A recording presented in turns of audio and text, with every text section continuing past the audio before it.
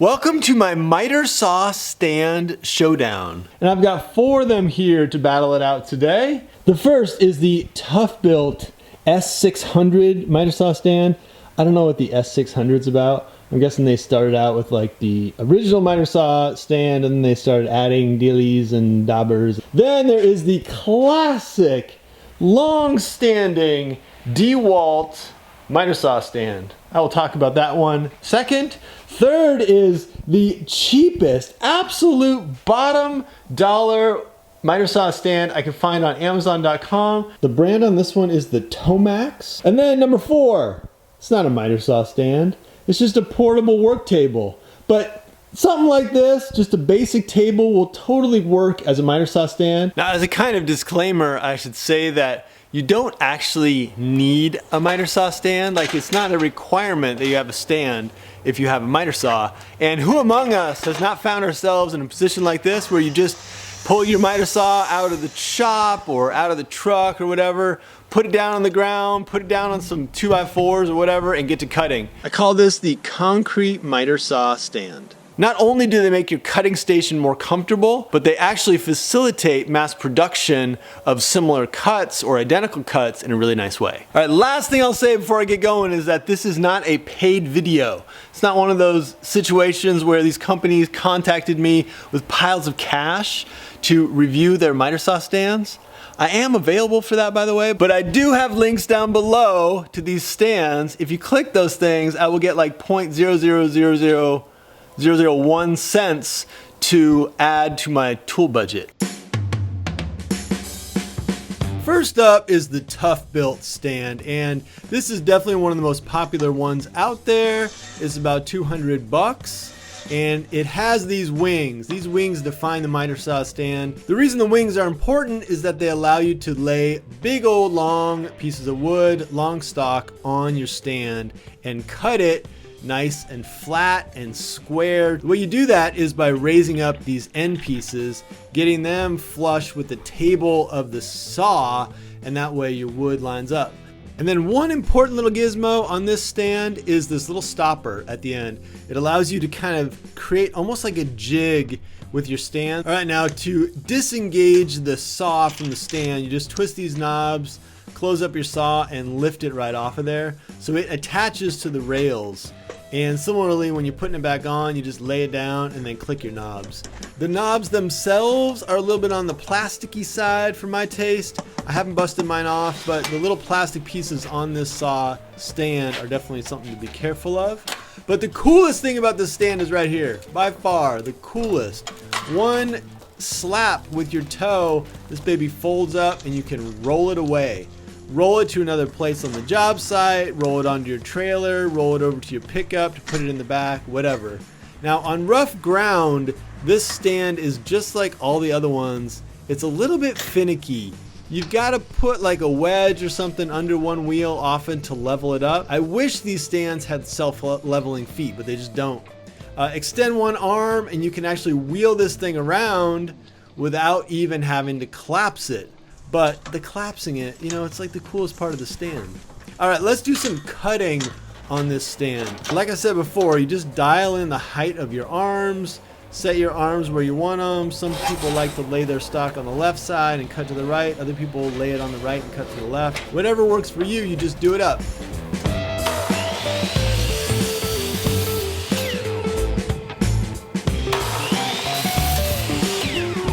Now note with this stand that it's got this big old knob sticking out, and especially when you're cutting with your miter saw swung over to the left, you know, if you're cutting like angle cuts over the left, that knob is going to hit you in the knob. It's just awkward.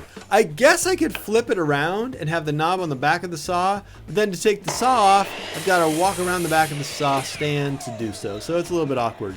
All right, so let's talk about cutting long stock on this saw stand. This is a 12-foot 2x4, and you just lay it down no problem on this saw stand. It does have a little bit of wobble, wibbly wobble, but you know, once it stops wobbling, you make your cut. I don't think it's gonna be a problem. If you're in like 100-mile-an-hour windstorm or someone's bouncing the end of the 2x4, maybe that would be annoying. You do need to dial in that long stock particularly precisely, just because of your angle. That long arm, when it's stuck all the way out, can kind of throw off the degree to which your piece is flat on the saw. Anyway, here's another look at the wobble. You got a little wobble out there at the end of the arm. Full wingspan on this thing, 10 feet or 3 meters. So it's a pretty big stand. You can put 14 footers on here, no problem. It's also got a little bit of storage built in. But again, the best thing about this stand, it's the best thing about it, it's the reason I like it, is that you can collapse it with your saw on the stand. You don't even have to take the saw off the stand. Roll it into the shop, park it next to your 1950s safe, and you're all good. It's just really convenient. It's not the best for taking with you on a job. It's big and kind of cumbersome. It's not the ideal saw stand for travel. All right, next up is the Dewalt miter saw stand, and as you can see, it's a totally different design. It's much more like a big long sawhorse with extendable wings. It doesn't fold down and roll or anything like that. It's just a big stable aluminum stand with a slide track in the middle for that saw to move up and down. The arms are pretty much like the ToughBuilt. You adjust them, you get them dialed in. They're a little rattly. It's not for like really, really precise woodworking, but you can flip this jig portion over just like on the other stand and mass produce cuts that are identical or almost identical. Here's a look at how the saw moves on the track. So you can click it on, you can click it off, but you can also slide this one all the way to one side, which will give you a little bit more length if you're cutting long pieces, or you can slide to the other side. I think if you're like a left-handed cutter, you would actually run this way. You'd have a little bit more space. All right, here is the stand in the wild. This is a job I was doing a few months back, just to show you how I will set up a cutting station. So I'll bring the stand, I'll set it up, then I'll set up some sawhorses, put my table saw on the sawhorses. You end up setting up almost like a little workshop for yourself out in the wild. These stands are really convenient, especially if you're going to be cutting wood like all day. If you're just making one cut, no, you don't need your table saw and your miter saw stand out there. But if you're going to be mass producing rafters like it was in this job, it's really handy to have that stand out there.